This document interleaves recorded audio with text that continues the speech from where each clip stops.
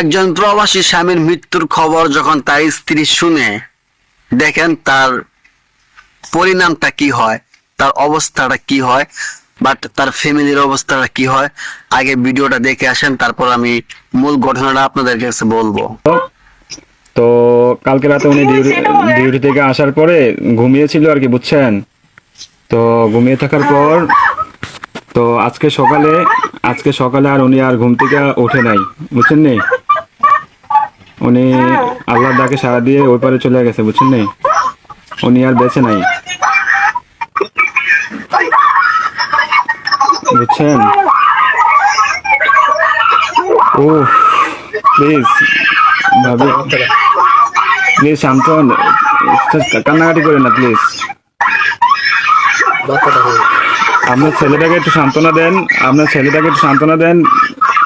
তো এই জায়গায় ঘটনাটা ঘটছিল এরকম যে ভাইয়াটা অনেক অসুস্থ ছিল। অসুস্থ থাকা অবস্থায় সে ডিউটি করতো এবং কি তার ট্রিটমেন্টও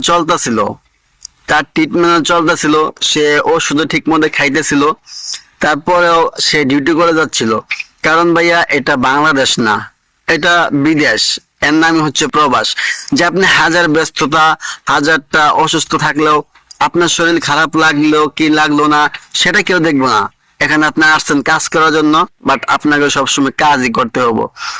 আর আমি আমার নিজেরটাই বলি, আমি যখন দেশে থাকতাম, আমি যখন কাজ কাম করতাম, সো আমি যদি কোনোভাবে মানে সামান্য অসুস্থ হইতাম কিংবা সাময়িকভাবে কোনো অসুস্থ ফিল করতাম নিজেকে, তখন আমার মা, আমার বাবা, ভাই বোন সবাই বলতো যে ভাইয়া আজকে কাজে যাওয়ার কোনো দরকার নাই।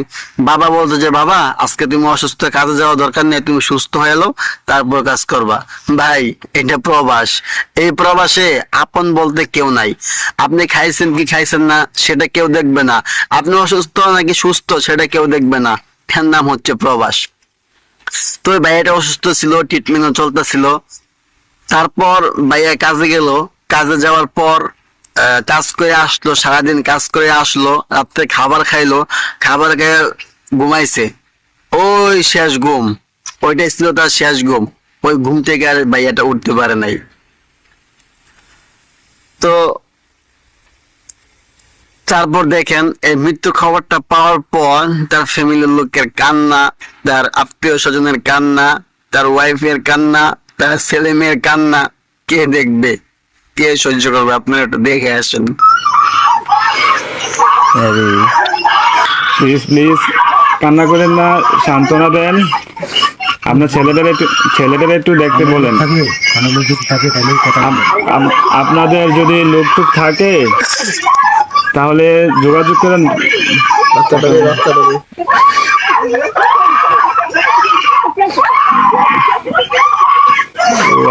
তো ভাই এই হচ্ছে অবস্থা।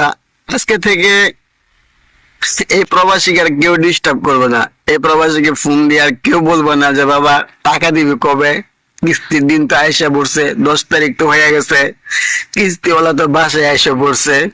তো বিষয়টা আমার ভিডিওতে এসে বলার উদ্দেশ্য হচ্ছে এটাই যে আপনাদের কাছে এক অনুরোধ থাকবে আমার, যাদের ছেলে মেয়ে ভাই বোন বিদেশে আছে, তারা কেউ বিশ্বাস করিয়া কখনো একজন প্রবাসীকে টেনশন দিবেন না, একজন প্রবাসী টেনশন বাড়িয়ে দিবেন না, একজন প্রবাসীকে কখনো টাকার চাপ দিবেন না।